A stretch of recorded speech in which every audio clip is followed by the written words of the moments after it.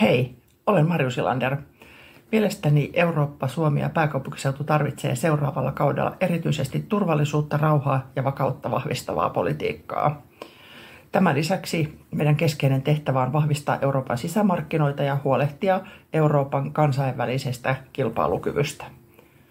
Näen, että juuri pääkaupunkiseudulla meillä on erityisen hyviä mahdollisuuksia yrittäjyyden, tutkimus-, kehitys- ja innovaatiotoiminnan kautta edistää ratkaisuiden löytymistä meille elintärkeisiin kysymykseen parissa, kuten ilmasto- ja energiakysymyksissä. Samalla meidän tulee vahvistaa ja huolehtia, että meillä on osaavaa työvoimaa saatavilla riittävästi. Meidän koulutusjärjestelmämme ja koulutustasomme pysyy korkealaatuisena ja meillä on myös kohtuuhintaista asumista saatavilla pääkaupunkiseudulla.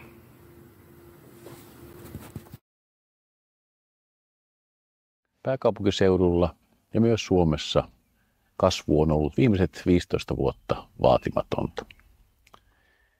Tämä sama tauti vaivaa myös EU:ta, mutta taitavalla toiminnalla ja määrätietoisuudella meillä on mahdollisuus saada EU:sta lisää rahaa, joka auttaa meitä infrahankkeissamme ja erilaisissa investoinneissa, joita pystymme täällä Suomessa toteuttamaan, ja sitä kautta meillä on kaikilla enemmän rahaa, työtä ja toimeentuloa. Minä olen tällaisia asioita tehnyt viimeiset 30 vuotta. Uskon, että osaan sen ja minulla on näyttöjä siitä. Minun nimeni on Markku Rentto.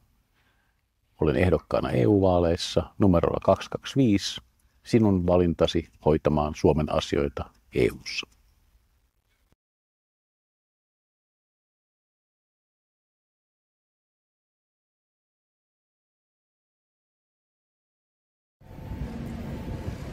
Kaikki isot asiat vaatii eurooppalaisia ratkaisuja. Ilmastonmuutos ja luontokato on pysäytettävä. Tässä ajassa todellakin tarvitsee puolustaa demokratiaa, rauhaa ja ihmisoikeuksia. Ja äärioikeisto on pysäytettävä. Ei me muuten täällä Suomessakaan olla vapaita ja turvassa. Kaupungeilla on aivan valtavan suuri merkitys siinä, että miten me tehdään vihreä siirtymä kestävästi.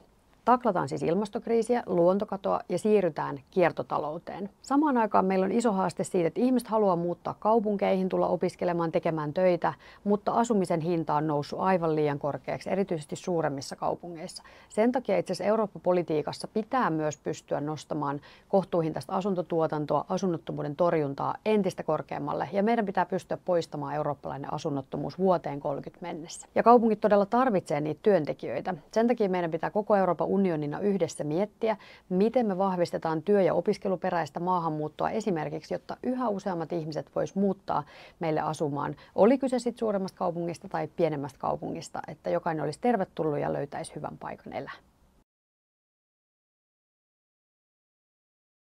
Suomi ja pääkaupunkiseutu tarvitsee elinvoimasta Euroopan unionia. Me tarvitaan kestävälle pohjalle rakentuvaa talouskasvua, joka jakautuu reilusti kaikille. Me tarvitaan yhtenäistä unionia, sellaista, missä turvallisuus, ympäristön suojelu, taloudelliset investoinnit, kaikki hoidetaan kuntoon. Me tarvitaan vahvempaa unionia, sellaista, joka tarkoittaa myös nykyistä maantieteellisesti laajempaa Euroopan unionia. Me ei tarvita itsensä käpristyvää nationalismia, me ei tarvita maahanmuuttopopulismia. Me tarvitaan vahvaa, yhtenäistä, kasvuun rakentuvaa Euroopan unionia. Menestyvä Eurooppa on mahdollinen. Suomi pärjää kyllä.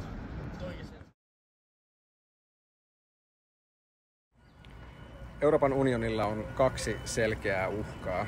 Ulkoisena uhkana kansainvälisestä oikeudesta ja maiden itsemääräämisoikeudesta piittaamaton Venäjä, ja sisäisenä uhkana äärioikeisto, joka taas ei piittaa ihmisoikeuksista eikä oikeusvaltiosta. Sen lisäksi Euroopan unionina uhkaa se, että me jäädään valtavasti jälkeen verrattuna USAhan ja Kiinaan. Tämä maanosa, jonka pitäisi olla rauhan ja hyvinvoinnin maaosa, ei ole nähnyt kunnollista, todellista kasvua pitkään aikaan. Ja jos halutaan kasvua, niin silloin on syytä kääntää katseet kaupunkeihin ja ennen kaikkea pääkaupunkeihin. Seuraavalla kaudella Euroopan parlamentissa tarvitaan politiikkaa, jossa ymmärretään, mistä investoinnit syntyvät, että ne syntyvät osaamisesta ja innovaatioista. Ja tässä esimerkiksi Helsingillä on tärkeä rooli.